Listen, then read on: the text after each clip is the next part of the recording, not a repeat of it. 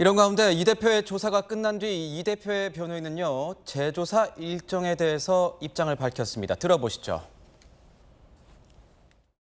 12일에 출석할지 여부는 아직 12일인지는 확정이 안 되다는 말씀. 날짜는 확정이 된 것은 아니지만 검찰 의견은 12일이라는 거고 어쨌든 2차 조사에 응하실 계획을 가지고 계십니다. 경기도 공문을 보면 이제 이재명 대표님께서 경기도의 방문 요청에 대한 도장을 찍은 걸로 보이는데 여기에 대해서는 좀 어떻게 보시는지.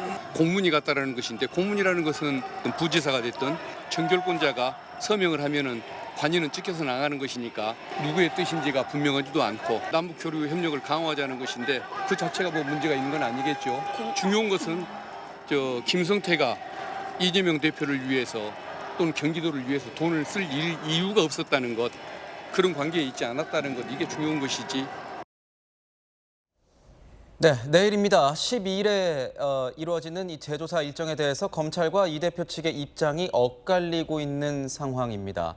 검찰은 당일, 그러니까 조사를 받았던 당일 오후 6시까지 조사를 받게 해주면 12일에 출석하겠다고 말한 게 이 대표 측이었다, 이렇게 얘기를 하고 있고, 이재명 대표 측은 시간 끌기 조사를 하다가 12일에 다시 나오라고 일방적으로 통보를 했다, 이렇게 얘기를 하고 있거든요. 조혁진 변호사님께서 보시기에는 어떻습니까? 이 검찰 태도, 검찰이 지금 또 얘기하고 있는 건 진술 누락 억지를 부리면서 어느 부분을 누락했는지 답하지도 않고 일방적으로 퇴실을 했다, 이렇게 밝히는 반면에 이 대표 측은 또 진술 취지가 반영이 안 된 부분이 많아서 열람 의미가 없다고 판단했다. 뭐 어떻게 저희가 읽어야 되는 겁니까? 저는 일단은 축하드려요. 왜냐하면 이재명 대표가 검찰에 갔더니 검찰이 제대로 된 증거를 하나도 갖고 있지 않더라. 심지어 오죽했으면 내가 연민을 느낄 정도로, 검사의 연민을 느낀 사람이 얼마나 되겠습니까? 그럴 정도로 검찰이 지금 무능하다, 이렇게 확인을 갖다 했다라고 하니까 이재명 대표 주장대로라고 하면은 구속영장 청구해봤자 기각되는 건 100%일 거고요. 무죄도 나올 거니까. 그런데 제가 봤을 때 이재명 대표는 변호인은 교체하는 것이 좋겠다. 왜냐하면은 원사이드로, 이재명 대표 말대로라고 하면 원사이드로 진행됐던 그 수사가 수포로 돌아간 거거든요. 왜냐하면 형사소송법 244조에 어떻게 규정되고 있냐면 피의자 신문 조서에는 3가지가 필요해요. 간인이 있어야 되고, 그다음에 피의자의 서명이 있어야 되고, 날인이 있어야 된단 말이에요. 네. 그래서 그중에 셋 중에 하나라도 빠져도, 서명 날인이 있어도 그 간인이 없으면 그것도 그 무효거든요.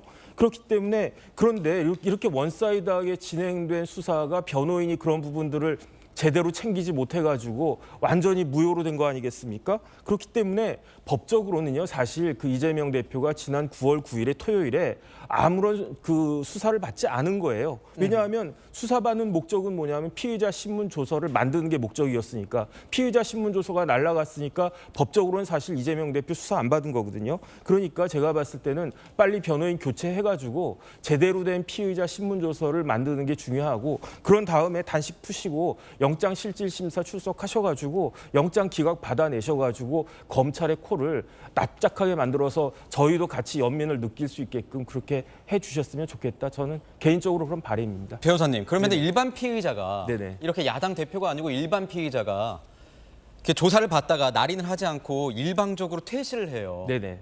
그런 경우에는 검찰에서 어떤 반응을 보이나요? 그 형사소송법의 244조 2항이 어떻게 규정되어 있냐면요.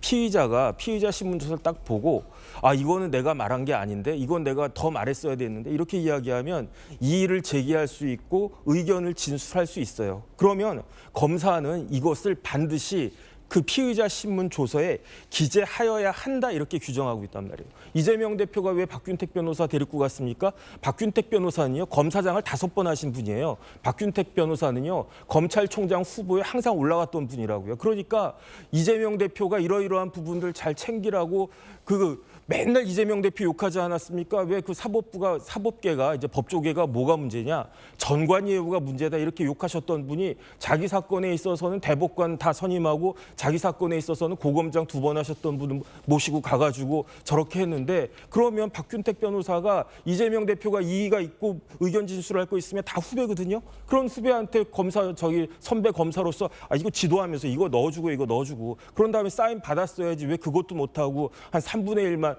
2시간 동안 그 한 30페이지 봤다는 게 말이 되겠습니까? 그러니까 일반적으로는 있을 수 없는 일이 벌어진 거니까 그러니까 제가 변호사를 교체해달라고 그렇게 이야기하는 겁니다. 네, 모 검찰 관계자는 일반 피의자가 만약에 이렇게 일방적으로 퇴실을 해버렸다 하면은 긴급 체포될 사안일 수도 있다 이렇게 평가하는 걸 봤습니다.